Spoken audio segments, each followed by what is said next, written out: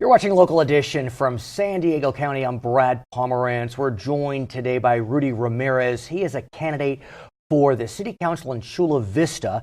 He had served on the City Council from 2006 to 2014, left as a result of term limits, looking to come back. But now that you're looking to come back, the way you run for City Council is much different. Yeah. When you ran in 2006, how did people run for City Council? Well, in 2006, you would run citywide and you Right. would get elected. So now it would mean you would have to appeal to, 250,000 voters. Big city. Yeah.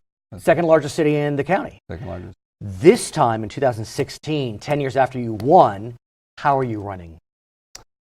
We're running very locally and within my district. By districts. Yeah, The city is now divided into, is it four? 4 districts. 4 quadrants. And so instead of appealing to 250, you're appealing to, A fourth of that. right, a fourth of that. So talk me through it. I mean, as someone who's run campaigns citywide, now you're talking to a fourth. Yeah. How is it? Well, I think it's working out really well. I think Okay. the voters are getting contacted at their door. It's a much more manageable campaign to have direct contact with a lot of the voters. And so it's a field program.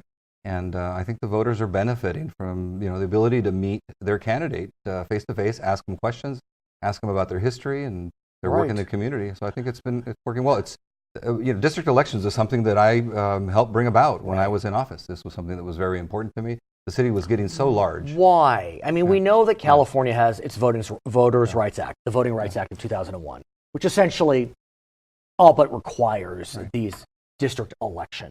Why is it that you thought it was important? Well, there are lots of reasons, but one of the primary reasons is that it makes money less important in a smaller election. So before, it was very easy for large interest groups to influence elections. It's not so easy when you diminish the impact of money on an election, and a district election does that. But I want to also ask, when you're elected citywide, the interest of all the city residents become paramount to you.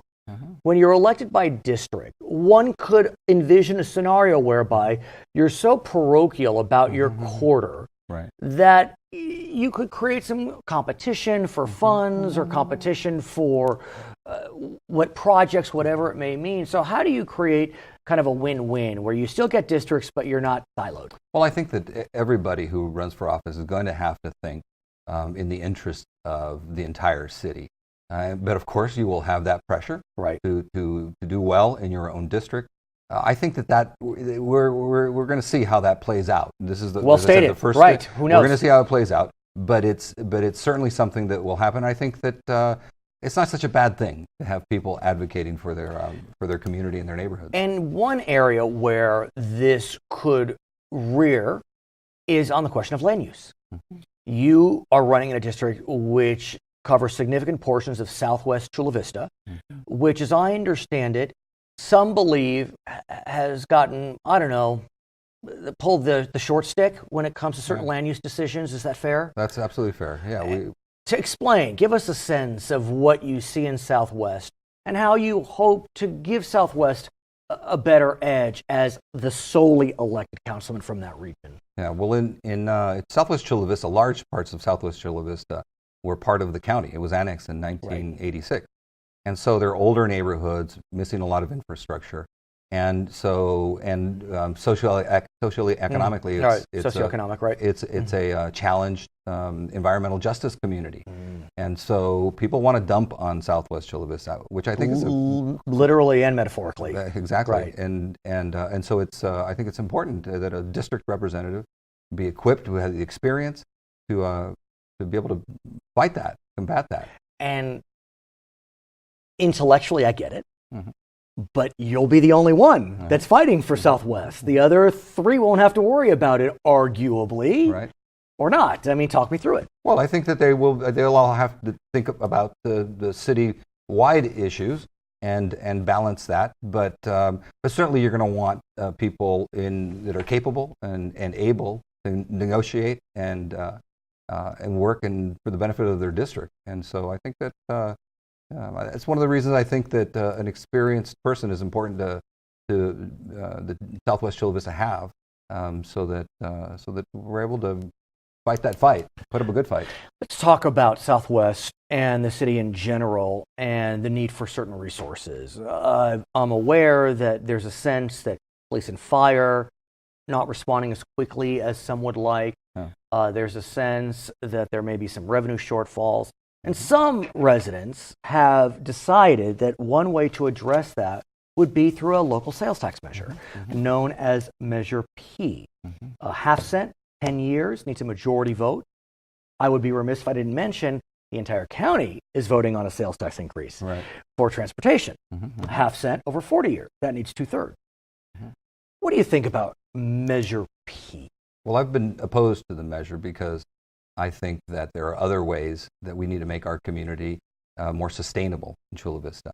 And so I've been opposed to it for that reason. But give us a sense as to what measures can be taken should Measure P be defeated.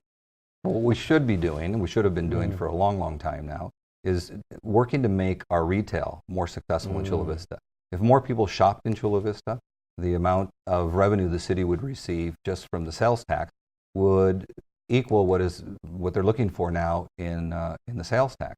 And so this would be a better, more sustainable, long-term way of dealing with our shortfalls, our economic shortfalls in Chula Vista.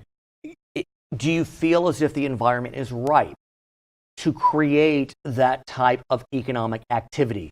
No redevelopment. You don't have that tool. Did Chula Vista have a redevelopment agency? We did have an agency. Redevelopment is gone. Yep. And so you can't incentivize through tax increment or through land assembly. So how will you incentivize retail, industrial to come in?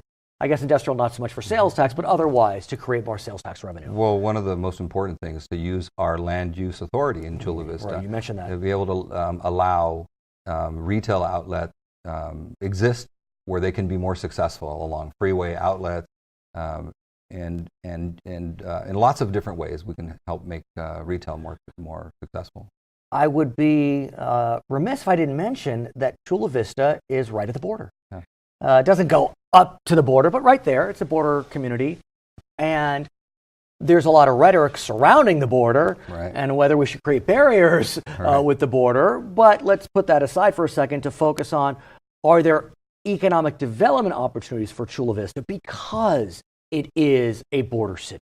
Sure. No, the proximity to the border is an opportunity for Chula Vista. I mean, when we look at our future, we see that's where we're going to find that. You can literally see Mexico from the city, I understand.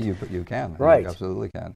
And that's a good thing. I mean, commerce and economic development is needed in South County. That's one of the reasons that we have the congestion that we have on our freeways is because everyone's going from the south to the north for their work. So if we can create jobs in Chula Vista, then we're going to benefit in lots of different ways. So how do we, despite the rhetoric surrounding the border, create economic development opportunities? I mean, I do think there are relationships between Tijuana and San Diego County cities, but how do you create that? Well, I think that those opportunities are being created. I mean, we're part of a mega region, and it's about Chula Vista really, taking the lead in seeing itself as the epicenter of that mega region, and taking advantage of all the opportunities that are already there. So it's about really embracing our geography, understanding where we are and who we are, and doing everything we can to capture every one of those opportunities. But do you feel as if friends from Mexico will be able to come in and support those businesses? Oh, absolutely. They already do. Right. I mean, I think that most of the stuff that you see on the Mesa, for example, and in Chula Vista right now, is committed or connected in some way to Mexican commerce. So. His name is Rudy Ramirez. He is a candidate for the city council in the beautiful city of Chula Vista, California. My name is Brad Pomerance from San Diego County. This is Local Edition.